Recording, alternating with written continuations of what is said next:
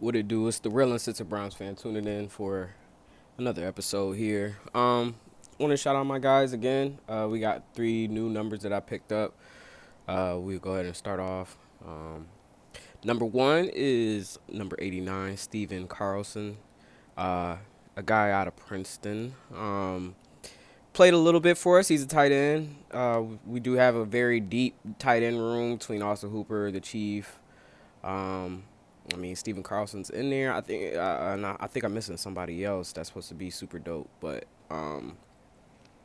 nonetheless, stats aren't all the way there as far as gameplay and things like that. But nonetheless, we are in a pretty deep ass tight end room. So with that being said, um, it's gonna be a lot harder for him to really shine. Like I said, with Chief, I don't know if this is a contract year for Chief or not, but um, he definitely is trying to make his payday and also trying to show his value and worth. And then you got Austin Hooper, who we did give a payday to. So it's like, you know, um, but as far as like a player, I mean, I honestly can't sit up here and tell you, what I see from Mr. Carlson is because, like I said, it's just I think that's the reason why. But nonetheless, he does have some numbers in there. He does have some recorded stats. Uh, Obviously, you would like to see more contribution, but like I said, it's a deep room, so you really can't fault him for that. I think when it's his time will come, his time will shine, and we just hope that he could be a very very valuable piece. And I'm pretty sure with Baker getting in the flow that he's getting into right now, our quarterback passing game is getting into the flow that it is getting into right now. That um, there's gonna be balls for everybody. There's gonna be passes and receptions for everybody.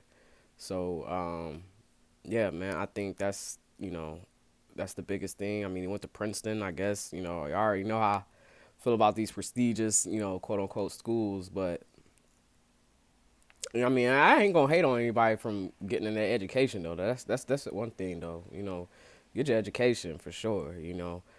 Um, it's very important. But I just feel like I mean, get your education. I ain't gonna really say too much.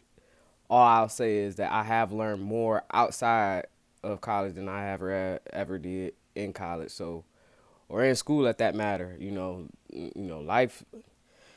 Life is the ultimate teacher right there. So, life experience. So, I mean, but I definitely know that you need to have some type of certification to qualify you for certain things, certain gigs and things like that. So, and that's another thing I wanted to mention too, while I'm on this subject real fast, is that's why I believe that NFL players are more intellectual than NBA players. Not saying that NBA players are dumb, but nowadays they don't even gotta go to college, or well they do gotta go 1 year, but before they didn't have to go to college at all. And now some people just exempting themselves from college altogether, i.e., Lamelo Ball and everybody else that go overseas and play, and then try to come back to the NBA. It's just like education isn't really a thing in the NBA. And that's why I think the NFL is a better league than the NBA personally. I mean, obviously NBA players get paid more, but you talk about a league that has about 300 players. Shit, after what 3 or 4 teams, you know what I'm saying? Like in the NFL, that's already 300 players, so you got a bigger payroll. So of course, with a bigger payroll, you ain't gonna be able to, divide the pie up like how they do in the NBA, which only has about like 15 players on the team. While meanwhile, like the NFL has 55. But nonetheless, like I definitely think the NFL is a better league than the NBA for sure, especially with the win and go home playoff mentality. The NBA that should be bullshit with you know uh, the whole series. Anyway, this is supposed to be about the players. I'm so sorry. I honestly I try to like make up because I really didn't have a whole lot to say about number 89, Stephen Carlson. So, but we're gonna move on. Second person is number 36, MJ Stewart Jr. Obviously he had he was really known after this last game. I mean, he had some pretty good games, throughout the season. My thing is that being with this team is, I think, is beneficial for him. He definitely needs to improve for sure, but he has done some good things out there. He's made some good tackles. He's made some good stops. You can't ignore that.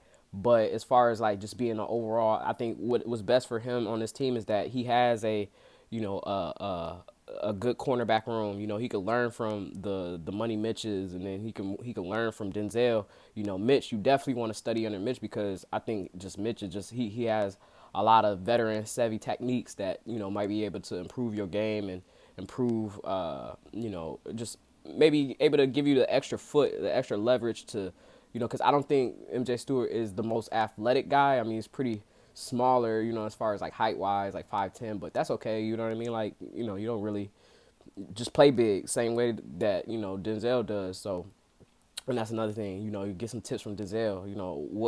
What does he do to elevate his game and separate himself from the pack as far as like in this DB world. So, I mean, I think having two good mentors like that on this team can only benefit MJ Stewart to be even more productive than what he is now. Like I said, he's pretty productive as it is, but last game, cost us a few penalties, but and that was against the Ravens, but you can't expect that. Like, this got Denzel, Mitch, Greedy. I mean, Greedy not playing, but this dude wasn't, top in the lineup, you know what I mean, in the depth chart. So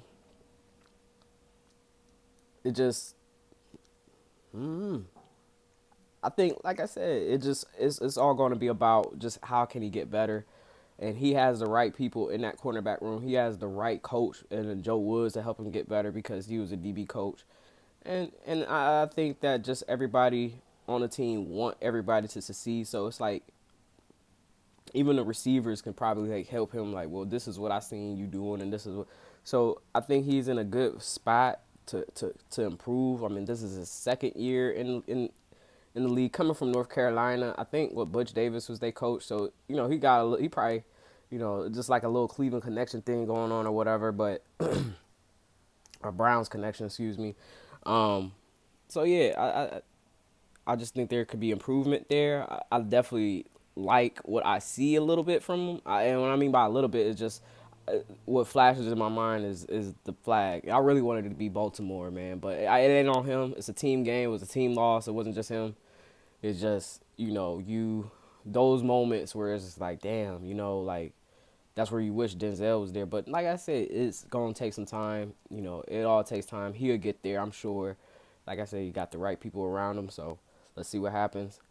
Last player, number 55, Tae Davis. All right. Now, we had an episode on him like a couple weeks ago, and I said I needed to see more from him. Did see a little bit more from him. Actually, even when I pulled the number up, I actually remember we do have a 55 on our team. Couldn't remember exactly the name, but I was like, I think that's Tae Davis. And then I looked it up, and I was like, all right, yeah, I was right. So that's a good sign to me, I leak, because it's like, if I could remember your number, if I could remember, do we even have a 55 on this team and everything like that, then that means like you've been making plays. You've been something you did that caught my eye, and he has made a few tackles within the last two games that we called them out. So steady improvement. Like I said, this is I mean, besides all the injuries and everything like that, Joe Woods is giving opportunity to these guys to step up, and also he's giving opportunity to these guys because he's trying to keep everybody rested too. So it just goes to show that this is the ultimate team sport. Depth is the key to the game, obviously. For reasons that I stated earlier, why the NFL is better than the NBA, and just I don't know. I mean, I just think that he's gonna keep on improving, and as long as we got the coaches and the people that believe in him to do so, I mean, I don't see why not. So this is an awesome opportunity for a lot of these players, like a Tae Davis, especially in the linebacker room where it's like, we are looking for solid, consistent play. Honestly, you got my guys, my Buka boys in there and stuff like that, but we need more consistency. That's all it come down to. Missing tackles, um, not playing smart, not looking for the ball while it's in the air, um, things like that. Small things. I mean that don't seem so small because it's like you got to be aware to pick up on those things, but we looking for that. We looking for somebody, especially in the linebacker room or in the linebacker position in general. Like all positions, you definitely got to keep your head on a swivel. But everybody know. I mean, I think it's pretty safe to say that like linebackers are usually like the quarterback of the defense.